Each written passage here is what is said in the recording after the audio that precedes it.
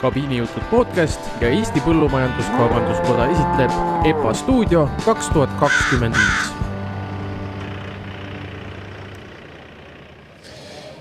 Tere, mina Kristjan siin, minuga ikka kaassaatejuht Elmar ja nüüd võib isegi öelda, et me ei hakka siin rääkima varase kraaksumisest nagu meie nii-öelda see intro-kõll, vaid pigem keskendume rohkem sellele kõlli eesosas olevale muutamisele, mis tuleb siis selle veise või lehma suust. Või veel enam, kui seda ei tule. No täpselt, mis siis saab. Ja täna võtame korraks fookusesse siis sellise dokumentaalfilmi nagu World Without Cows, eesti keeli Maailm ilma lehmadeta ja homme on meil Tartus esmaesitlus siinsamas EPA messil. Kell 14.00 algusega hakkab kogunemine ja film siis hakkab natuke hiljem pihta. Ja mõtlesime selleks, et kui nüüd sina kuulaja, kes siis kuuleb seda hiljem, aga ka vaataja, kui sina nüüd mõtled, mis film see on, kas ma peaks seda nägema, siis sellepärast see saade täna tehtud ongi, et te saaksite siit võib-olla tõuke, kindlasti seda filmi vaatama tulla. Ja meil ilmselt Eestis ei leidu paremat inimest sellest filmist rääkima tulema, kellel oleks, ütleme siis, või kellel poleks filmikriitiku tausta või mis iganes sellelaadset haridust, siis me oleme hoopis sedapuhku kutsunud enda saatesse esmakordselt Pilleriin Puskari, Altec Eesti juht ja kui ma nüüd õigesti mäletan, siis ka EPKK piimatoimkonna juht samuti. Ja just, sinu info on õige. No nii. Aitäh kutsumast. Igatahes. Ja nüüd me Elmariga siis proovime aru saada ka, et miks see film siis EPA programmis on ja mida ta siis vaatajale peaks andma. Ma enne teen sellise, mis on eesti keeles hea sõna, märkuse. Meie kumbki ei ole veel filmi näinud. Ei ole. Just, et see on oluline lihtsalt ära painida, et meie küsimused tulevad aspektist, kus me ei ole seda näinud. Ja Pilleriin on näinud. Ja ilmselt näeb ka mitmendat korda. Nii et tere Pilleriin, rõõm sind saates näha. Ja alustaks üks üsna lihtsa sellise suupistega, et räägi nüüd natuke põgusalt sellest filmist. Tutvusta meile, mis filmiga on tegu? Nagu pealkiri ütleb, et maailm ilma lehmadeta ja tegelikult selle pealkirja taga on, kas maailm ilma lehmadeta oleks halvem või parem. Tavapäraselt arvatakse tarbija ja ühiskond arvab, et võib-olla oleks parem, kuna lehmale on külge pandud justkui kuvand, et tema on enamus osa kasvuhoonegaaside tekitaja ja võib-olla suureks ohuks meie universumi tulevikule. Aga tegelikult on ju hoopis vastupidi. Lihtsalt need hääled, kes on olnud siiamaani võib-olla põllumajanduse ja suurtootmise vastu, nende hääled on olnud tugevamad. Aga kui vaadata tegelikult, siis see film toob välja just need tõed ja kummutab väga argumenteeritult selle, et justkui kõige suurem keskkonnasaaste tuleb põllumajandusest ja just mäletsejast. Me teame kõik, et räägitakse juba ammu siin väga väljendusest peerugaasimaks või et lehm on see kasvuhoonegaasi eritaja. Absoluutselt mitte. Aga me peame seda suutma selgitada faktipõhiselt ja ekspertide poolest nagu kogu maailmas. Ja sellest lähtuvalt sai ka alguse üldse, et miks see film sündis, on siis sektor ise peab oma lugu jutustama positiivselt. Ehk et põllumajanduse veisekasvatus peab looma kuvandi ja ka murdma müüte, mida on maailmas justkui räägitud püha tõena. See ei ole üldse nii. Ja see oligi, et 4 aastat tagasi 2 väga tunnustatud filmirežissööri, ajakirjaniku Ameerikas Michelle ja Brandon võtsid ette selle 4 aastat kestnud teekonna ja käisid 40 eri paigas maailmas, tegid lugu lehmast ja selle mõjust keskkonnale. Ja tänaseks on see film linastunud 190 kohas, 190 korda linastust. Ta on osalenud ja kutsutud 11 filmifestivalile ja saanud 2 nominatsiooni kui parim täispikk dokumentaalfilm. Ja kujutage ette, et see on täispikk dokumentaalfilm lehmast. Ehk see teema on nii palju kõnetanud, see on väga hästi pandud kokku need esinejad, et see on tõesti film, mida hea meel on, et me saame seda Eestis ka näidata, sest see ei ole ei YouTube'i film ega kuskil avalikus meedias, et see on siiski meie sektori poolt kokku pandud sõnum, mida esitletakse sissejuhatusega, et inimesi tuua nagu mõttelainele, et vaadake, mõelge, kuulake, kas see kõnetab teid, mitte ainult loomakasvatajaid, vaid ka tarbijaid ja poliitikuid. Ehk et kui me mõtleme seda lehma olulisust maailmas, kui paljude inimeste sissetulekut ja ka mõnedes riikides ellujäämist määratab see, et kas sellel mehel on lehm, kui tal on 20 last või kust tuleb toit lauale. Meie ei saa sellest aru sel moel, aga see film toob väga drastiliste näidetena võib-olla välja selle lehma olulisuse ja kui suur roll on lehmal nii toidu tootmises ja teisipidi maailma tunnustatumad eksperdid räägivad lahti ka lehma olulisuse metaani biogeenses tsüklis. Kui te mõtlete tagasi kooliaega, mis räägiti, mida on vaja? On vaja päikest, õhku, hapnikku, vett, et toimiks nii-öelda kasv ja maailm säiliks ja toitu toodaks. Siis lehm on ainukene organism, kes osaleb tegelikult metaani biotsüklis läbi taimede. Jah, ta tekitab küll metaani, metaan lendub, aga metaan on jällegi vaja, eks ju, süsiniku tootmiseks ja taimedele. Et see on ülimalt teaduslikult põhjendatud faktide baasil, aga väga huvitavalt tehtud film. Et ma kindlasti kõiki, kes on täna siin nii EPA messil, kui te pole ise ka lehmapidajad, te olete taimekasvatajad, siis küll tulge vaatama, et see on harukordne võimalus. Ja kui ma mõtlen täna põllumajanduse ees seisvate väljakutsete ees, et me peame tasakaalustama põllumajandustootmise ja keskkonnasäästlikkuse, siis ei ole paremat moodulit kui taimekasvatus, loomakasvatus koos ja just lehm. Sest et siga ei ole metaani biotsüklis sel moel kui lehm, mäletseja, kes toitub ainult taimedest. Ma tagurdaks korra. Sa rääkisid, et need filmi loojad on Michelle ja Brandon. Et võib-olla mind ennast korraks lihtsalt hakkas huvitama, et mis nende taust oligi ja kust neil nagu tuli siuke mõte, et okei, ma nüüd teen 90 minutilise, eks ole, dokumentaali sellest ja käin lehmadel järgi ja uurin nende siis, või toon valgust nende rollile siis meie toidusüsteemis.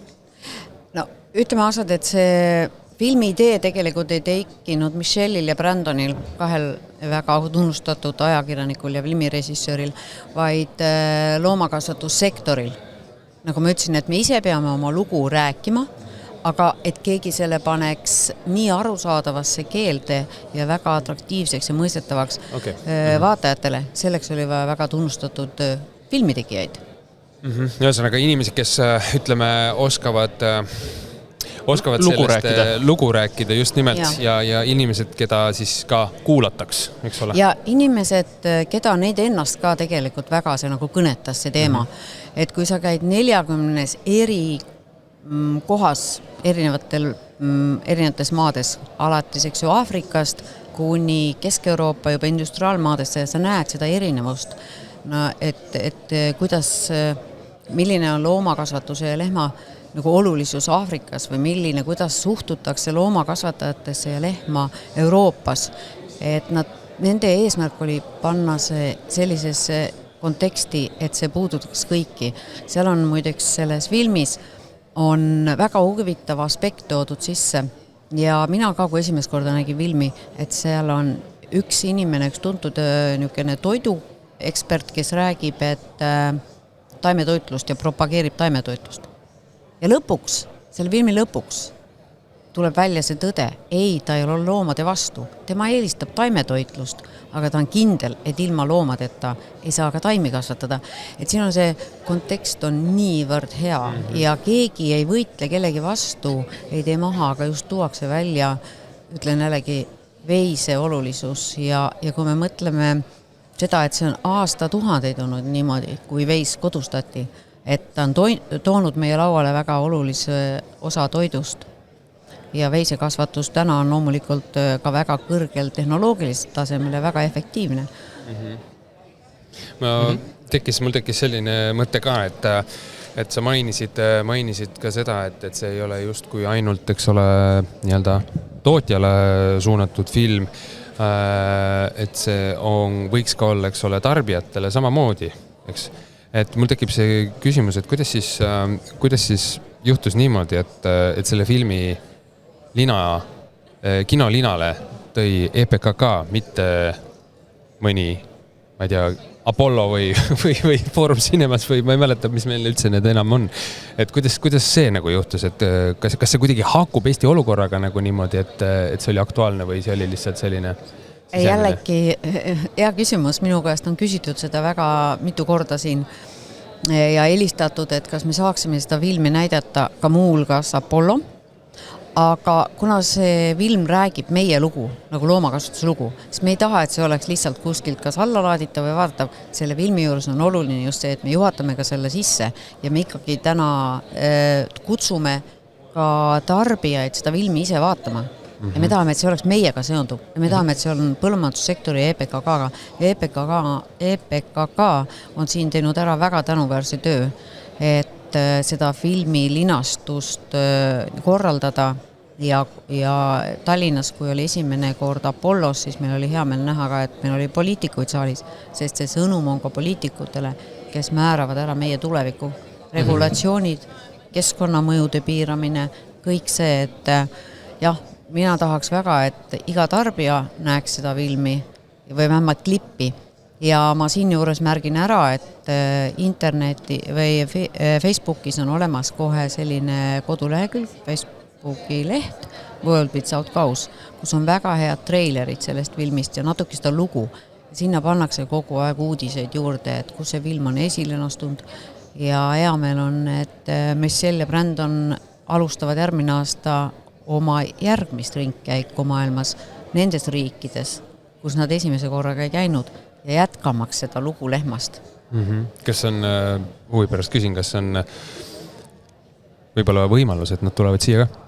Absoluutselt. Ma arvan, et Eesti ja kui mõelda Eesti panna sellesse maailma pilti, et me oleme väga enda üle uhked ja täiesti põhjendatult, et Eesti veisekasvatus on maailmas üks tippe, aga meie suur eelis on täna ka see, et me oleme siiski ka väga keskkonnasäästlikult kasvatame ja toodame piima ja peame oma loomi, et me oleme väga hea näide maailmas veisekasvatusest. Et võib-olla, et ka tulevad. Aga kui nemad ei tule, siis on mul juba tükk aega mõttes see, et miks me ei võiks teha ise analoogset filmi Eesti ilma lehmadeta. Nii et siin juures kõigile niuke väike üleskutse, et võib-olla EPKK ja koos tootjatega teha Eesti toidu propageerimiseks film Eesti ilma lehmadeta. Kusjuures ma tahaksin natuke peatuda just sellel pealkirjal. Kiireks, Kristo Elias, et kui sa kuuled, et siis viime siin Pilleriiniga kokku. Ja siis omapoolne see kinovihje, et tarbijani kust jõuda ja nagu sa mainisid seletusega, siis Tartus Elektriteater on suurepärane koht, kus on igale filmile sissejuhatus. Nii et isikliku külastajana soovitus siit edasi. Aga võttes see pealkiri, me just panime sellega Eesti konteksti näitena, et see võiks olla. Me ei saa üle aga ümber, et see on hoiatava vormiga. Millist sellist üldist sõnumit see film sel juhul saadab, et kas ta tahab panna meid läbi sellise, ma ei taha öelda, et hirmutamise, aga sellise hoiatuse näpuviibutusega mõtlema või ta rohkem tahab innustada tegema midagi? Kuidas sa seda näed? Nagu ma ütlesin, et see film Maailm ilma lehmadeta viib meid tegelikult sellise globaalsele rännakule ja toob siin näidetena neid, mis on tulevik siis, kui lehmade arv väheneb, mis on tulevik ja võimalus siis, kui lehmade arv ei vähene. Ja teatud kontekstis on hoiatav, aga mitte see, et lehmad justkui oleks kahjulikud globaalses pildis, vaid pigem hoiatav see, teate, see on niimoodi, filmi lõpus on meil täiesti teine pilt ees, kui filmi minnes vaatama mõtleme, et lehmad on keskkonnasaastjad, nii nagu on räägitud, kuigi lehmad toodavad ainult 5% keskkonnagaasidest. Ainult 5. Aga kui te loete meediat, siis on 45. Tegelikult see ei ole nii. Ja neid müüte me peame murdma. Ehk et kui läheme filmi vaatama just hoiatusega, et kuidas oleks maailm ilma lehmadeta, siis filmi lõpus saame me aru, et maailm on palju kehvem ja oluliselt piiratum toidutootmisega ilma lehmadeta. Et see on hoiatav, aga see hoiatus saab hoopis teise aspekti filmi lõpus. See minu küsimus selle hoiatuse juures võib-olla lähtub ka siis natuke sellest aspektist, kuidas inimpsühholoogia minu isiklikus vaateviklis töötab, et kui me hoiatame, mida me kusjuures üllataval kombel põllumajandussektoris kohtame hästi tihti versus innustamist, siis see paneb meid kramplikult liikuma, see paneb meid tõrksaks, see vastu innustamine, innovatsioon, eks ju, mis on sel aastal siin ka hästi suureks teemas, on see, mis suunab sinna, et kas ja millist on sul infot, kuidas see on, milline on see tagasiside hetkel nagu olnud nende vaatajaskonna poolt? Nagu sa mainid, seda on juba väga palju näidatud üle maailma. On selle kohta mingit infot olnud? On ja ma usun, et need tiitlid, mis on film saanud, et kui oleks väga hirmuäratav ja negatiivne see film, siis võib-olla ei saaks ka tiitlid, aga see film on saanud tõesti täna 2 nominatsiooni täispika filmi linastusel ja Silver Telly Award on üks väga kõrge auhinna kategooria on selle saanud. Ehk et see linastus on toonud sõnumi, et kui me kajastame asju nii, nagu nad tegelikult on, mitte nii, nagu vahest räägitakse, siis hirmud kaovad ja see hirm asendub pigem optimismi ja selline toetava tegevusega. Hea näite on see, et Iirimaal, kus film on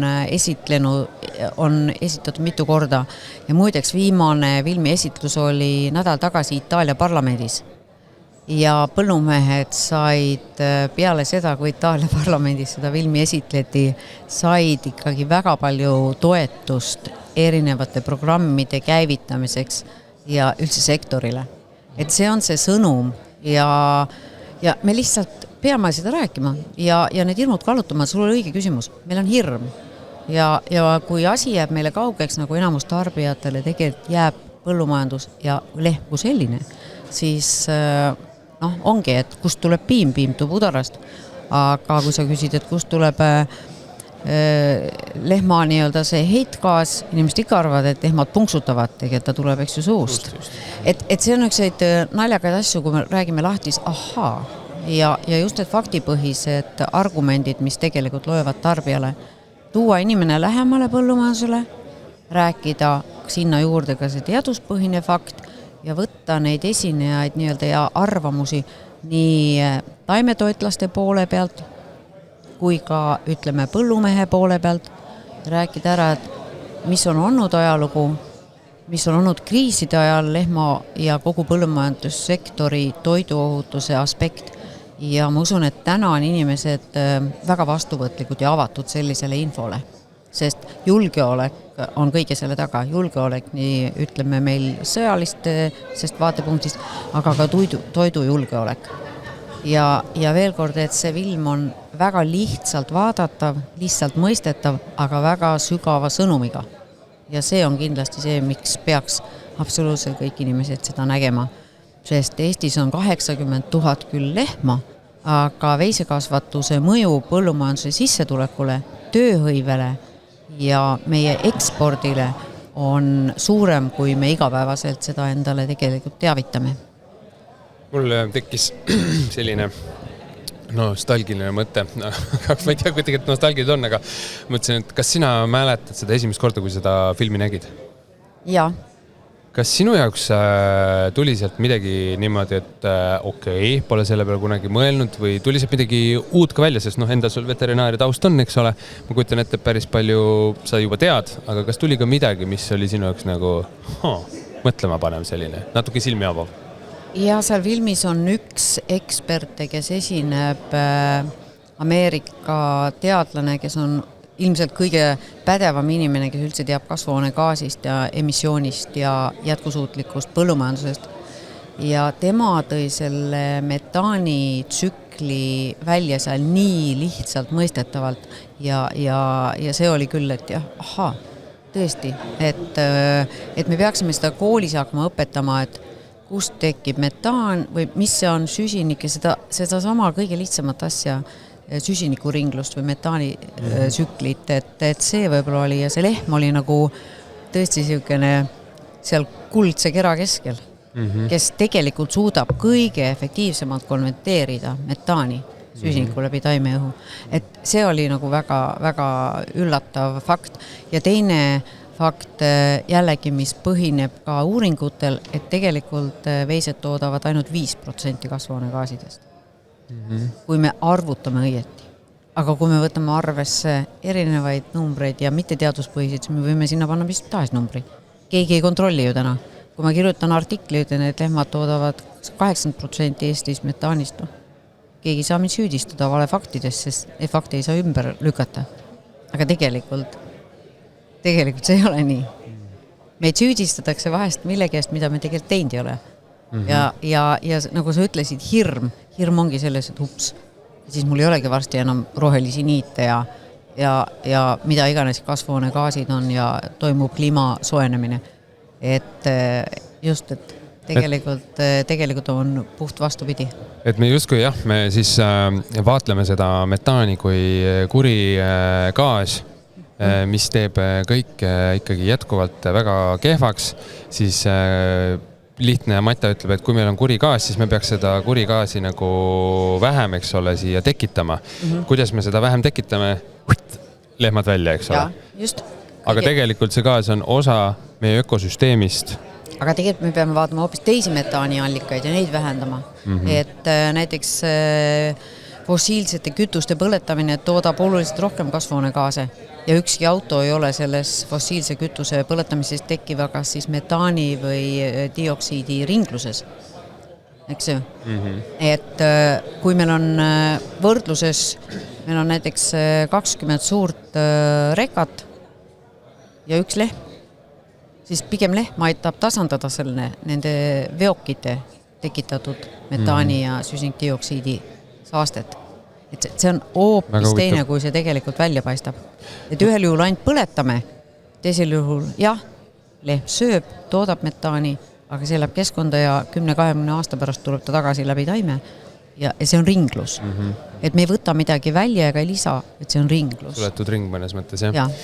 Ma nüüd küsiks korra siia lõpupoole seda, et kas meil ja siis vaatajal, kes nüüd kohe paari minuti jooksul otsustab, et jah, ta tuleb, kas see formaat homme saab olema samasugune?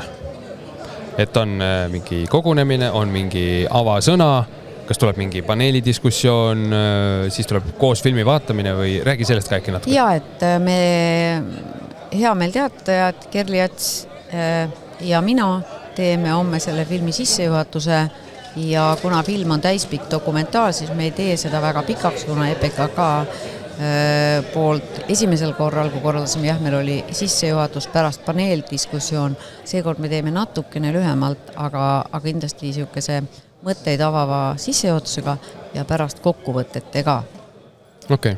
Aga ei tasu karta, et see läheb pool päeva ürituseks, et keegi küsis, et on sissejuhatuspaneel, et võib-olla läheb väga pikaks. Ei mitte. Hirm tuli juba peale. See on hästi. Kui nüüd peaks juhtuma, et homme on sama ilus ilm, kui praegu ma siit ERMi akendest näen ja ma ei saa tulla siia koha peale, siis me saime aru, et tavalevis seda filmi ei näidata, netis ma näin ainult treilereid. Kas ma jään ilma? Kas mul tekib lühend FOMO? Jah, et seda ei lasta nii-öelda Google avalikku kanalite pidi esialgu ei linastu, kuna on kokkulepe, et ta käib ära läbi kõik filmifestivalid kõigepealt ja me kindlasti tahame seda näidata veel põllumajandussektori üritustel, et ükskord tulime Tallinnast, täna oleme siin ja kui tulevad põllumajandussektori üritused, näiteks piimafoorume, seal kindlasti ka veel esitlema, aga ma küll kutsuks kes vähegi saab ja kuigi väljas on võib-olla ilus ilm, võtke see 90 minutit ja tulge kasutage see võimalus ära, et saada osa sellest loost, mida me peaks rääkima ja väga kõrgetasemeline film, et hea vaadata, hea kuulata ja hea režissööri töö ja huvitav lugu. Ja kui ma kuulan või vaatan praegu seda salvestust, mis me siin teeme meie uhkes uues kabiinis ja see film on juba ära olnud, on juba oktoobri keskpool või lõpp isegi, kus on võimalus uuesti seda näha. Kas on teada ka? Ei tea veel. Ei tea veel täna. Aga kui tuleb Toivo ja ütleb, et aga sul on mälupulk? See on ainult ühekordseks vaatamiseks alla laaditud. Aha. See on jah, et iga kord, kui me seda filmi tahame vaadata, siis peame me tegema taotluse, saame ühekordselt vaadatava lingi. Kahjuks see nii on, et aga jah, minu üleskutse on küll, et kutsun üles põllumehi, poliitikakujundajaid, tarbijaid, võtke homme kaasa oma sõbrad ja lapsed või kutsuge nad kinno, tasuta vaatamine ja kindlasti ise me loome oma tuleviku põllumajandussektoris. Ja maailm ilma lehmadeta oleks kindlasti palju vaesem, otseses mõttes kauses ja Eesti ilma lehmadeta ei ole mõeldav. Ja jah, et see tulevik, mis me loome ikka seda koos lehmadega ja kui nüüd tekkis küsimus, kus ma pileti saan, sest kohtade arv on piiratud, eks ole, et kui sa nüüd ei tegutse, siis sa ilma jääd ja kuna see on hästi oluline lugu, järgmist kuupäeva kirjas ei ole ja see on oluline lugu just veterinaaride nii-öelda seisukohast, siis austame seda ja võtame endale sihiks tulla seda vaatama. EPA Messi kodulehel on viide sellele filmile ja seal juures viidega siis sellele nii-öelda pileti mehhanismile, kus seda saada. Nii et tegutse kohe homme kell 2 siin Jakub Hurda saalis, eks ole, on kogunemine väike mis ta on siis epiloog, mis on see, mida räägitakse enne, eks ole. Ja tule kohale ja võta inimesed kaasa. Tulge kohale, võtke sõbrad kaasa, ka mitte põllumehed sõbrad ja veetke üks tore õhtupoolik kinos Ermis. Täpselt nii. Pillerin, suur aitäh, et tulid saatesse oma mõtteid jagama ja selle nii-öelda filmi siis siia Tartusse ka Ermi Jakub Hurda saali linale tood. Ja ma arvan, et siin on paslik öelda nägemist, esimene päev on purgis, täname kõiki vaatajaid, täname kõiki kuulajaid. Ja kõiki siin saates osalenuid nii küsimas kui vastamas. Väga õige, Elmar, poleks saadet ilma saate külalisteta. Ja aitäh teile, olete vedanud väga toreda päeva, on olnud hea kuulata. Suured tänud. Ainult hea meel seda kuulda, aitäh sulle, kallis vaataja kuulaja ja kohtume juba otseülekandes homme hommikul 9. oktoobril siit samast Eesti Rahva Muuseumist. Nägudeni!